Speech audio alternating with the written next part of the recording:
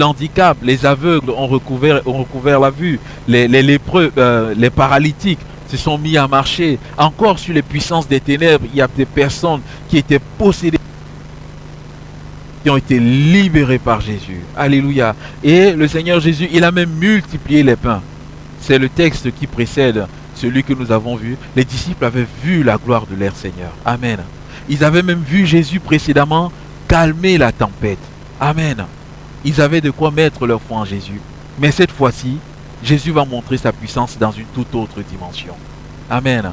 Et je crois que notre Seigneur Jésus est celui qui veut nous amener de progrès en progrès.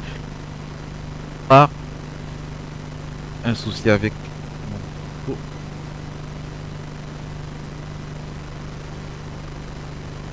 Donc, le Seigneur Jésus, dans cette nouvelle, dans ce miracle qu'il met devant les disciples, en fait, son désir c'est quoi? C'est de faire voir à ses disciples une nouvelle dimension de sa puissance. Alléluia. Jésus ici, il va marcher sur les eaux. Et, bien aimé, c'est la première pensée de ce passage. Jésus qui montre sa puissance. Mais la deuxième pensée, le deuxième volet de ce récit, se cantonne sur un personnage. Il s'appelle Pierre. Alléluia. Parce que Jésus a marché sur les eaux. Alléluia. Mais Pierre aussi, lui, il a marché sur les eaux. Amen. Et ce matin, on va s'arrêter. On va voir Pierre. Comment Pierre a marché sur les eaux. Et quand je vois Pierre marcher sur les eaux, il y a une pensée qui m'est venue. Pierre, qu'est-ce qu'il a fait? Il est sorti de sa zone de confort. Alléluia. Pierre est sorti de sa zone de confort. Bien aimé, Pierre, on savait une chose, c'est que Pierre, c'était un pêcheur. Pierre connaissait la pêche. Et voilà, il voit le Seigneur Jésus qui vient, qui marche sur les eaux. La Bible nous dit simplement que les disciples, ils étaient là, ils étaient dans la crainte, ils étaient apeurés, troublés. Ils poussaient des cris, disaient que c'était un fantôme. Et le Seigneur Jésus, qu'est-ce qu'il a fait? Il a dit, rassurez-vous. C'est moi, n'ayez pas peur. Et là, dans la barque, il y avait encore la tempête. Mais parce qu'ils ont su que c'est leur Seigneur Jésus qui parlait. Peut-être se sont-ils rappelés que mais il y a un jour, Jésus dans la barque, il dormait. On l'a appelé, il a calmé les tempêtes. Ils se sont dit, même si Jésus ne calme pas la tempête, nous sommes dans la barque. Le fait de savoir que c'est Jésus qui a parlé, alors il est capable de calmer la tempête. La barque était la zone de confort. La barque était la zone de sécurité des disciples. Alors là, ils sont restés dans cette barque en attendant que leur Seigneur Jésus fasse quelque chose. Mais il y a un homme, Pierre. Pierre n'est pas resté dans la barque. Alléluia. Pierre se dit, oui, on connaît qu'on est en sécurité dans la barque, le Seigneur Jésus. Mais Pierre est touché par quelque chose. Il voit Jésus faire quelque chose de nouveau. Il dit, mais moi j'ai envie de marcher aussi sur les eaux comme Jésus. Alléluia. La barque est bien, mais marcher sur les eaux, c'est encore mieux. Alléluia. Et Pierre, qu'est-ce qu'il va faire? Il aura dans son cœur un désir, bien-aimé, de marcher sur les eaux. Et bien-aimé, ce matin, j'aimerais nous inviter également à vouloir être comme Pierre, à sortir de nos barques. Alléluia. À sortir de nos zones de confort pour aller marcher sur les eaux avec Jésus. Alléluia. Pierre, il a eu dans son cœur un désir. Regardons dans ce passage, ce n'est pas Jésus qui lui a demandé de sortir. Et quand on regarde ceux qui sont restés dans la barque, on le verra encore plus tard. Jésus, il n'est pas venu critiquer, de dire mais pourquoi est-ce que vous êtes restés dans la barque? Il fallait aussi sortir de la barque. Non. Il n'a pas fait de reproches ni à eux, ni à Pierre, mais il a simplement vu le cœur de son disciple. Amen. Ce disciple qui voulait plus de Jésus, qui avait soif de Jésus, que ce qu'il avait connu de Jésus, ce n'était pas suffisant. Seigneur Jésus, je veux encore plus de toi. Et bien aimé ce matin, de nous encourager vraiment, de dire Seigneur Jésus, on veut plus de toi. Amen. Seigneur, fais-nous voir ce que toi tu veux que nous voyons. Fais-nous entrer dans ce que toi tu veux que nous entrons. Alléluia. Seigneur, on ne veut pas le statu quo de la barque. On ne veut pas le confort de la barque, mais on va aller plus loin. Alléluia. C'est la pensée qui était dans le cœur de Pierre. Il était déterminé. Vendredi dernier, notre frère nous parlait de la détermination. Et des fois, bien aimé, on a besoin d'être déterminé. Alléluia. Déterminé à voir le Seigneur réaliser des choses dans nos vies. Déterminé à voir le Seigneur réaliser quelque chose que nous n'avons jamais expérimenté, que nous n'avons pas encore expérimenté. Parce que, bien aimé, si on ne le fait pas, on risque de tomber dans la routine et la religiosité. Alléluia. Mais le Seigneur veut nous amener plus loin. Pourquoi? Parce que Jésus est le Fils de Dieu et Jésus est illimité. Alléluia. Bien-aimé, puisque je marche avec un Jésus illimité, ça veut dire que chaque jour, je vais connaître une nouvelle dimension de Jésus. Je ne serai jamais rassasié. Seigneur, lundi, je connaîtrai quelque chose de Jésus. Mardi, quelque chose de Jésus. Alors, Seigneur, je veux que tu me donnes de te connaître de plus en plus, de voir de plus en plus ta gloire. Tel était le désir dans le cœur de l'apôtre Pierre. Et la question simplement que je me pose et que je nous pose ce matin, c'est: Seigneur, quelle est ma zone de confort? Seigneur, quelle est cette zone-là où je me sens en sécurité? Seigneur, quelle est cette zone-là où voilà, Seigneur, où tout va bien, où j'ai comme mis des barrières tout autour de moi? Seigneur, quelle est cette zone-là? En tout cas, Pierre, il avait beaucoup de zones. Il avait beaucoup de zones. Et quand on voit la vie de l'apôtre Pierre, bien-aimé, c'est un homme, Jésus se sert de lui pour nous apporter un témoignage. Pierre, c'était un homme, sa zone de confort dans un premier temps, c'était sa propre personnalité. Il comptait sur lui, mais il a trahi Jésus. Il s'est rendu compte que non, il ne peut pas. À la Pentecôte, bien-aimé, Pierre, qu'est-ce qu'il a fait? Lui qui était retiré, il s'est levé et il a prêché devant 3000 âmes. Alléluia. Il est sorti de sa zone de confort. L'église allait bien, l'église, tout était bien. À un moment donné, lui qui avait peur du Sanhédrin, des autres, le voilà qui parle devant le Sanhédrin. Il est sorti de sa zone de confort. Alléluia. Pierre, à un autre endroit, il est juif. Les juifs ne vont pas chez les païens. Mais le Seigneur Jésus dit, les païens ont aussi besoin de la nourriture. Ils ont aussi besoin de la parole de Dieu. Et là, le Seigneur Jésus va combattre avec l'apôtre Pierre pour que Pierre aille prêcher l'évangile dans la maison de Corneille. Une autre occasion encore, Pierre va sortir de sa zone de confort. Alléluia. Bien-aimé, ce sont les différentes étapes que le Seigneur a utilisées pour faire sortir Pierre de sa zone de confort. Et bien-aimé, dans ce texte, on regarde quelque chose. Sortir de notre zone de confort, c'est pas toujours gai, c'est pas toujours douillet. Ça va nous faire du mal. Alléluia. Ça va nous bousculer. Mais ce qui est à la clé, bien-aimé, il y aura un miracle à la clé. Pierre, il a marché sur les eaux. Peut-être on va dire à Pierre, mais oui, tu es sorti, mais tu as coulé. Pierre va dire, avant de couler, j'ai quand même marché sur les eaux. Alléluia. J'ai quand même marché sur les eaux, mais vous n'avez pas marché. Amen. Et même si j'ai coulé, le Seigneur Jésus m'a relevé. J'ai fait l'expérience de quelqu'un qui a été relevé par Jésus et qui est encore entré dans la barque. Alléluia. Bien-aimé, lorsqu'on décide de sortir de notre zone de confort, Dieu va nous faire voir un miracle. Dieu va nous faire voir quelque chose que nous n'avons jamais expérimenté. Alors ce matin, quelle est ma situation de confort? Est-ce que ce sont mes expériences passées? Je me limite dans toutes les expériences que j'ai réalisées. Le Seigneur me dit, mais j'ai envie que tu fasses d'autres expériences. Mais je me dis, mais Seigneur, ces expériences-là, c'est bien, ça me convient comme ça là. Le Seigneur va faire en sorte que nous allons plus loin avec lui. Ma zone de confort, c'est quoi? Est-ce que ce sont mes habitudes? Est-ce que ce sont certaines habitudes que j'ai prises et que je me complais dedans et que le Seigneur, il veut que j'aille au-delà? Ma zone de confort, qu'est-ce? Est-ce que ce sont mes réflexions?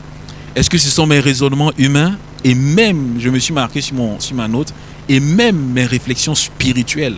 Il y a des réflexions spirituelles qui sont les nôtres, qui peuvent être des zones de confort qui nous empêchent d'entrer dans ce que Dieu veut que nous fassions. Est-ce que ce sont mes réflexions spirituelles, mes raisonnements à moi? Point d'interrogation. En tout cas, bien-aimés, j'ai simplement envie de nous dire, posons-nous la question. Demandons au Seigneur, Seigneur, tu connais ma vie mieux que moi-même. Tu connaissais la vie de Pierre mieux que lui-même. Seigneur, quelle est ma zone de confort? Est-ce que notre zone de confort, c'est la routine de nos réunions? Parce que la routine de nos réunions, ça peut être aussi nos zones de confort. Alléluia. Le fait d'être ici dimanche matin, c'est une bonne chose. Mais à un moment donné, ça peut devenir comme la barque. Là, on est rassuré. Là, on est paisible. Mais est-ce que si le Seigneur Jésus veut briser un peu ces routines-là et nous donner d'aller plus loin, est-ce qu'on va accepter? Notre zone de confort, ça peut être aussi la routine de la prière. Ça peut être la routine de la parole de Dieu. Ça peut être la routine de la louange et de l'adoration. Seigneur, si tu viens bousculer ma louange, si tu viens bousculer mon adoration, est-ce que je vais te laisser faire? Bien-aimé, des fois, on tombe dans une forme de louange, on tombe dans une forme de prière, on tombe dans une forme d'adoration qui fait en sorte que, à un moment donné, ça devient de la religiosité bien plus que de la vie nouvelle que Jésus veut nous donner. Et simplement, ce matin, je m'inclus également. Et je dis, Seigneur, fais en sorte que tu nous donnes de découvrir toujours plus la puissance, la profondeur dans la prière, la puissance, la profondeur dans la louange et l'adoration. Des fois, on peut venir ce matin, dans ce lieu, on est content, on est bien, on est là, on entend la parole de Dieu, que Dieu est puissant. Mais à un moment donné, le Seigneur Jésus dit, mais puisque tu connais tout cela me concernant, pourquoi tu ne sors pas de la barque pour faire un pas de foi avec moi? Pourquoi tu ne sors pas de la barque pour prendre une décision avec moi? Ce moment, cette barque-là, elle est bien. C'est un confort. Tu entends parler de moi. Tu entends parler de tous les miracles que je suis capable de faire. Mais fais un pas de foi. Alléluia. Tu entends parler de la puissance du Saint-Esprit, tout ce que l'Esprit de Dieu peut te donner. Mais fais un pas de foi. Sors de la barque. Amen. Des fois, notre barque, bien-aimée, ça peut paraître paradoxal. Mais des fois, notre barque, bien-aimée, ça peut être même des situations de crainte qui sont là, mais qui deviennent des situations de sécurité. Des fois, des situations de crainte de faire certaines choses qui nous met dans une sécurité qui est là. Je ne sais pas si vous voyez ce que je veux dire. Des fois, on peut craindre de faire un pas de foi, mais de ne pas faire ce pas de foi, ça nous met dans une satisfaction de dire, au moins, moi, je ne fais pas le risque. Au moins, moi, je ne prends pas le risque. Alléluia. Mais le Seigneur veut que nous puissions prendre le risque. Alléluia. Le Seigneur veut que nous puissions passer par-dessus le bastingage et ensuite de voir sa main à l'œuvre. Alléluia. Bien-aimés, lorsque il y a eu la persécution, et deux fois le Seigneur, qu'est-ce qu'il va faire pour nous faire sortir de la barque? Le Seigneur va créer des contrariétés. Amen. Le Seigneur, vous croyez, la Bible dit ici ceci, aussitôt il obligea les disciples à partir. Deux fois, lorsqu'on ne sort pas de notre zone de confort, Jésus va nous obliger à sortir. Alléluia. Non pas parce qu'il veut notre mort, mais parce qu'il nous aime. Parce qu'il nous dit, ce que je veux pour toi, c'est beaucoup plus grand. Alléluia. Il a obligé les disciples. Les disciples sont partis, la tempête est arrivée. Ils savaient une chose, c'est qu'il y a un des disciples qui devait sortir et qui devait expérimenter quelque chose. Jésus a dit à l'église, acte 1 et le verset 18, allez, il dit, le Saint-Esprit surviendra sur vous et vous serez mes témoins. L'église à Jérusalem a grandi, acte 1, acte 2, acte 3, tout était bien. Mais qu'est-ce que l'église a fait? L'église n'est pas partie. L'église, elle est restée dans ses murs, douillet, tout bien. Et la Bible dit, acte 8, Jésus a envoyé la persécution. Du moins, il a permis que la persécution arrive en la personne de qui? De l'apôtre Paul. Et quand la persécution est arrivée, qu'est-ce qui s'est passé? L'église est obligée de sortir. Ce n'est pas un message joyeux ce matin. L'église est obligée de sortir. Mais bien aimé, regardez ce qui s'est passé quand l'église est sortie. Quand l'église est sortie, Philippe, qui était un serveur à la table, il est devenu évangéliste. S'il n'y avait jamais eu la persécution, peut-être qu'on ne sait pas si Philippe allait être évangéliste. Il est devenu évangéliste, il est descendu en Samarie, il y a les âmes qui se sont converties. On a appelé l'apôtre Pierre, Pierre a imposé, il y a eu des baptêmes dans le Saint-Esprit. À un moment donné, Philippe, le Saint-Esprit a cassé la routine de Philippe. Il était maintenant hors de sa zone de confort. Il était disponible au Saint-Esprit. Alors qu'il y a un grand réveil qui est là. Le Saint-Esprit dit, Philippe, bien, je t'enlève, tu vas aller sur un chemin désert à Gaza. Philippe dans son cœur, la Bible ne le dit pas, mais peut-être Philippe dans son cœur dit, ah, Saint-Esprit, il n'y a pas de souci. J'ai déjà vu le réveil, maintenant mon cœur est libre, partout où tu m'envoies, j'y vais. Il va sur le chemin à Gaza, il voit un seul homme sur ce chemin. Il n'a pas dit, mais Seigneur, où est-ce que tu m'envoies? J'étais dans un bon réveil, je voyais les âmes converties. Pierre a prié les baptêmes dans le Saint-Esprit. Oh Seigneur, j'ai envie de rester là. Seigneur, c'est bien, c'est là où il y a l'Esprit. Mais Philippe, non, il se laisse conduire par le Saint-Esprit. Il va sur le chemin de Gaza et il voit l'eunuque éthiopien qui lit Ésaïe 53. L'Esprit de Dieu dit, colle-toi au char, écoute. Il écoute et il dit à cet homme, est-ce que tu comprends ce que tu lis? Cet homme dit, mais comment est-ce que je comprendrais si on ne m'enseigne pas? Et là, il va enseigner l'eunuque éthiopien bien-aimé. Et l'eunuque éthiopien, percé par la révélation, il va dire, mais voici l'eau, qu'est-ce qui m'empêche de me faire baptiser? Bien-aimé, il a saisi que Jésus-Christ est le Fils de Dieu, que Jésus-Christ est mort et ressuscité à la croix pour pardonner ses péchés, pour lui donner la vie éternelle. Il n'a pas perdu le temps, il a saisi la main de Jésus et il a été sauvé. Et au même instant, qu'est-ce qui se passe? Philippe, qui est déjà sorti de sa zone de confort, il est disponible entre les mains de Dieu. Fiou, le Saint-Esprit le prend encore et l'amène dans un autre endroit. Un homme qui est déjà sorti de sa zone de confort. Cet homme qui est sorti de sa zone de confort a été une puissante bénédiction pour sa famille. Parce que la Bible nous dit que Philippe, il avait 4 filles. Mais c'était des filles de feu.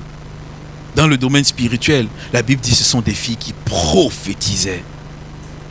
Je me dis peut-être parce qu'il y a leur père qui un jour en acte 8 a décidé de sortir de sa zone de confort pour entrer dans ce que Dieu voulait. Il a ouvert cette porte-là sur sa famille. Alléluia.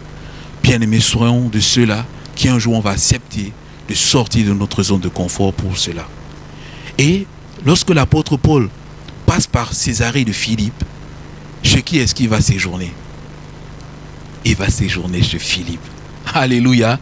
Parce qu'il sait que dans cette maison-là, c'est une maison où on n'est pas dans la zone de confort, où on peut s'attendre à ce que Dieu nous parle d'une manière ou d'une autre. Alléluia.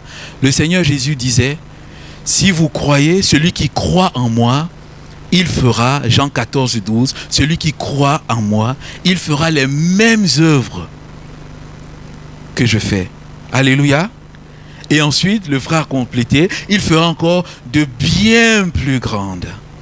Seigneur, aide-moi à sortir de ma zone de confort et de pouvoir saisir cela par la foi. Alléluia. De pouvoir faire des œuvres bien plus grandes. Parce que ce n'est pas moi qui l'ai dit. C'est toi qui as déclaré cela. Et quand je regarde cela, je vois déjà la pensée de Jésus avec Pierre. Il dit, moi j'ai marché sur les eaux.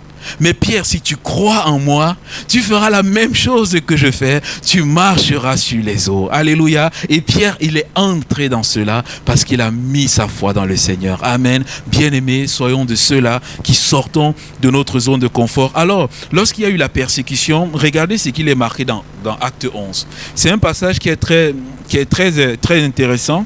Lorsqu'il y a eu la persécution, la Bible dit, ceux qui avaient été dispersés par la persécution survenue à l'occasion d'Étienne, donc acte 7 et acte 8 dont je parle, allèrent jusqu'en Phénicie, dans l'île de Chypre et à Antioche, annonçant la parole seulement aux Juifs.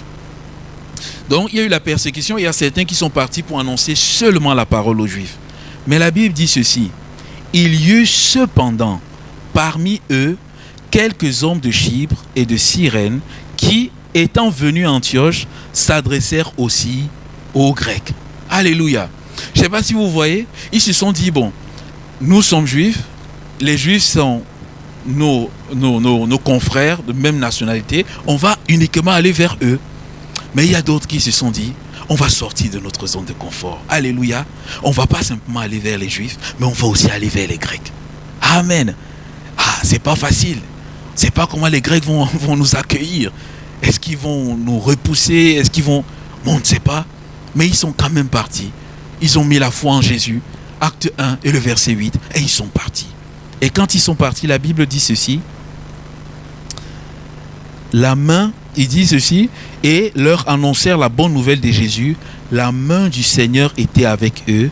Et un grand nombre de personnes crurent et se convertirent au Seigneur. Alléluia. Quand ils ont eu la force de sortir de leur zone de confort, prêcher la bonne nouvelle, il y a plusieurs qui se sont convertis à Christ. Alléluia. Et deux fois le Seigneur nous dit, ce n'est qu'en sortant de notre zone de confort que le Seigneur va nous faire voir sa gloire, des conversions, des changements, des miracles, toutes sortes de choses. Alléluia. Si nous restons dans ce que nous avons l'habitude de faire, on sera bien, comme dans la barque ils étaient. Ils étaient bien. Il n'y avait pas de souci. Mais si on décide de sortir, on va affronter, on va voir d'autres choses que le Seigneur va réaliser. Il y a un homme, très certainement que plusieurs d'entre nous connaissons, ou bien, du moins et surtout, nous avons entendu parler. C'est le pasteur David Wilkerson. Avant que la vie de David Wilkerson ne change, il avait une vie dans la barque. David Wilkerson était pasteur d'une belle assemblée en Pennsylvanie. Lui-même, il le dit dans son témoignage, il prêchait, il baptisait, il présentait les enfants au Seigneur, il faisait les cérémonies d'enterrement. La vie d'église normale, cool. Il rentrait le soir, le dimanche, le soir après une longue journée, il s'asseyait, il allumait sa télé, il voyait des films de western et le lundi, il reprenait la vie. Et à un moment donné, il y a eu comme une insatisfaction. Il a posé la question au Seigneur, mais Seigneur, est-ce que ça c'est la vie d'un pasteur? Est-ce que ça c'est la vie que tu nous appelles à vivre? Est-ce que ça c'est la vie que tu m'appelles à vivre, Seigneur? Là, qu'est-ce qui s'est passé? Il y a quelque chose, un déclic dans son cœur. Et simplement le Seigneur lui a dit, pour son cas en particulier, et je mesure bien, là, c'est pas de nous dire qu'il faut faire comme lui. Pour son cas en particulier, le Seigneur lui a dit simplement, si tu vends la télé devant laquelle tu t'assois toutes les après-midi pour passer 3 heures de temps à regarder les westerns, et tu prends ces 3 heures-là, tu me donnes, tu vas voir. Lui, de son côté, il a dit au Seigneur, Seigneur, si je mets l'annonce de vente de la télé dans le journal, et que dans les heures qui suivent, il y a quelqu'un qui vient prendre, je saurai que c'est toi qui m'as parlé. Il a mis l'annonce de la télé dans le journal. Quelque temps après, il y a quelqu'un qui a frappé à la porte pour demander la télé. Il a pris la télé sans avoir mal au cœur. Il a vendu. Et il dira que tous ces moments-là, il a passé le temps dans la prière. Et jusqu'à un moment donné, il est sorti. Le Seigneur lui a dit, derrière ces montagnes que tu vois, il y a des âmes qui sont en train de souffrir, en train de périr. C'est comme ça qu'il a pris sa voiture et il s'est embarqué dans les rues de New York au milieu des drogués. Il ne savait rien du tout. Et c'est comme ça que le ministère au milieu des drogués a commencé, Teen Challenge. Et quand vous écoutez, il vous dit comment il a vu la vie des drogués changer. La vie des personnes changer. Il raconte comment ces personnes ont changé à une telle vitesse que même dans l'église, ils ne voyaient pas cela. Bien aimé, c'est un homme qui à un moment donné, dans son cœur, il a été serré et il a décidé de sortir de sa zone de confort. Amen. Bien-aimé, qu'il en soit ainsi pour nous. Tenons-nous dans la présence de notre Seigneur, de dire, Seigneur, quelle est ma zone de confort? Mets le doigt et aide-moi à sortir. Amen. Pierre n'a pas pris des risques inconsidérés, bien-aimé. Pierre ici, sortir non pas de façon téméraire, sortir non pas de façon intrépide. Pierre dit au Seigneur Jésus, Seigneur, si c'est toi, ordonne que j'aille vers toi sur les eaux. Amen. Pierre ne veut pas faire quelque chose de fou. Alléluia. Et ce n'est pas ce que moi je nous demande ce matin, de faire quelque chose de fou, mais de faire quelque chose qui vient du Seigneur Jésus. Pierre a dit, Seigneur, est-ce que c'est toi? Le Seigneur Jésus a dit simplement, viens.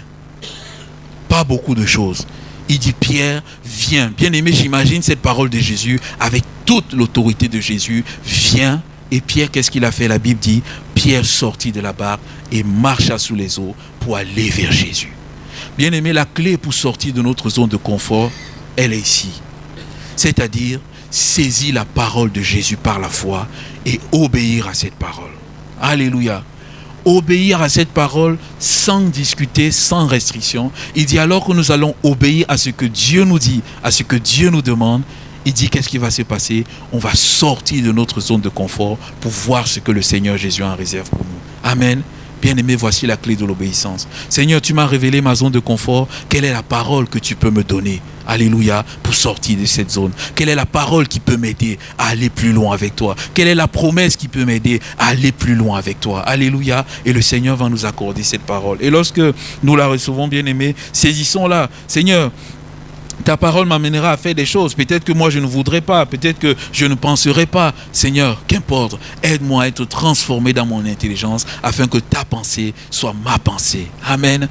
Ça a été le cas pour Pierre. Ça a été le cas pour David, oui, quels sont dont je viens de vous parler.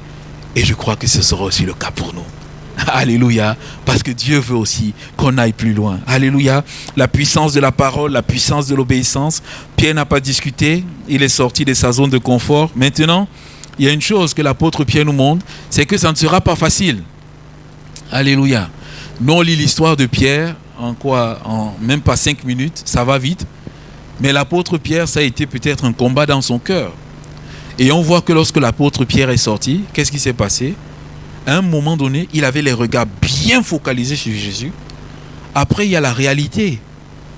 Il a été la réalité qui lui est revenue en plein face. Pierre, c'est l'eau. Pierre, la tempête est là. Ça a commencé à souffler. Et qu'est-ce qui s'est passé? Il a arrêté de regarder à Jésus et il a commencé à regarder tout autour de lui. Et ça, il a commencé à plonger. Peut-être nous, ça nous arrivera, bien-aimés. C'est que lorsqu'on aura fait le pas d'aller hors de notre zone de confort, peut-être ça peut être le pas de la conversion.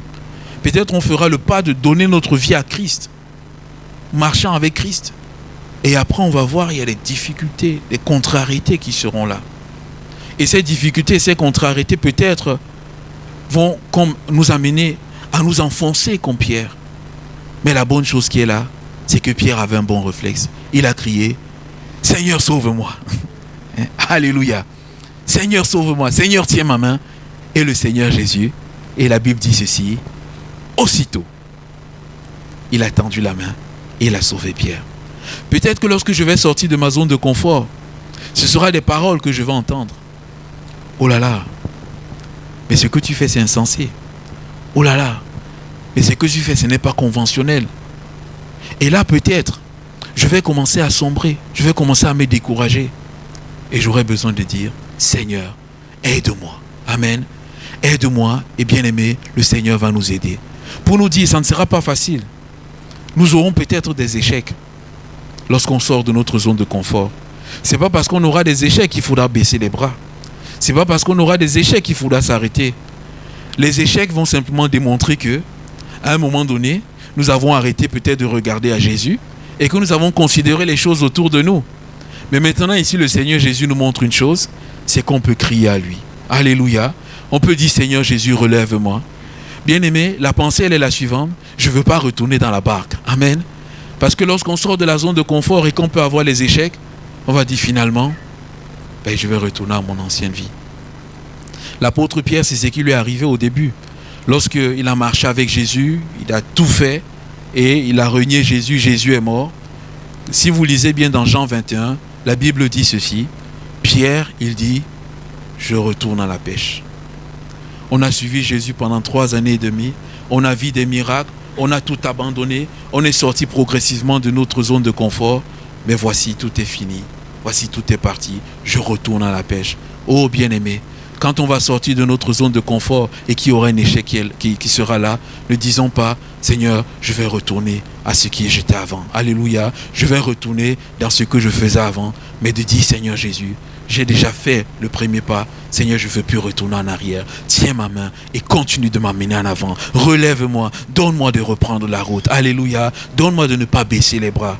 Bien-aimé, 2 fois, le Seigneur Jésus va déverser dans notre vie une bénédiction puissante. On va sentir un renouveau dans le Saint-Esprit. Et un moment en avançant, peut-être qu'on aura l'impression qu'on est comme en train ça va commencer à s'amenuire.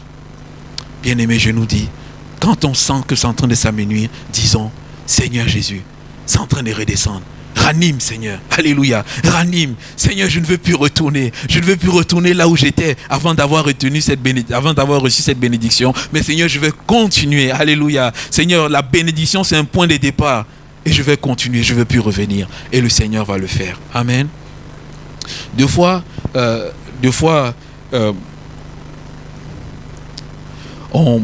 par exemple, nous, on va dans les conventions. Cette semaine-là, on était en convention.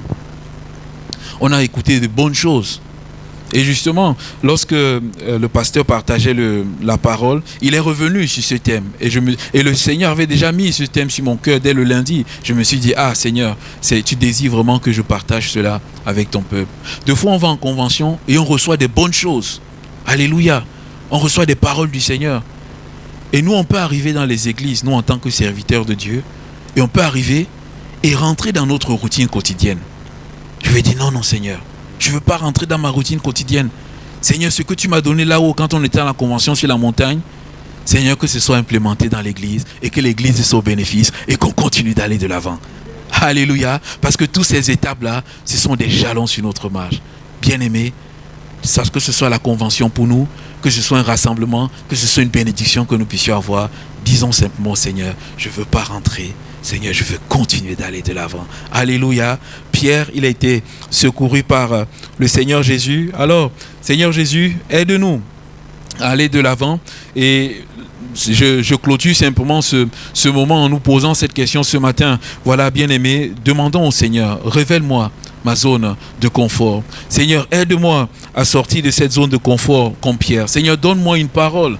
fortifie ma foi. Donne-moi d'avoir le courage de saisir cette parole par la foi et de sortir du bateau. Seigneur, je vais être déterminé. Alléluia. Je vais être déterminé à sortir ce matin. À toi la gloire, Seigneur. Qu'importe ce que les gens diront, qu'importe les paroles qui seront tout autour. Ce matin, bien-aimé, en partageant, je veux vraiment marteler cela, c'est que Jésus, il n'a pas fait de reproche à ceux qui sont restés dans la barque, ni à Pierre. Amen. Jésus ne nous fait pas de reproches, mais Jésus désire que nous puissions sortir. C'est à notre bon vouloir. Il ne nous presse pas. Alléluia. Mais si nous sommes dans une situation extrême, c'est là qu'il nous pressera. Mais bien aimé, il ne nous presse pas. Alléluia. Simplement ce matin, je nous invite, on va prendre un temps, on va prier. Et j'aimerais lancer un appel. Si au travers de ce message, vous avez été touché dans votre cœur, si au travers de ce message, le Seigneur a mis un point dans votre cœur, il a dit, voilà, toi, c'est telle zone de confort, telle zone de confort. Simplement, on va baisser les fronts, courber les têtes, de nous lever et de dire, Seigneur, j'ai entendu ce message et je veux faire un pas de foi ce matin. Je veux sortir de ma zone de confort. Alléluia. Tu m'as parlé.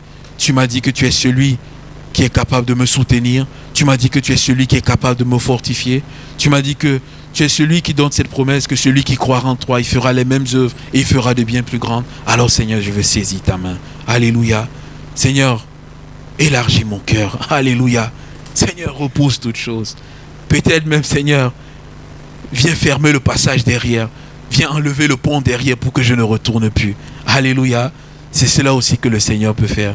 Simplement ce matin, pour ceux qui le désirent, de se lever et on va prier ensemble. Demandez au Seigneur sa grâce sur chacune de vos vies. Alléluia. Amen.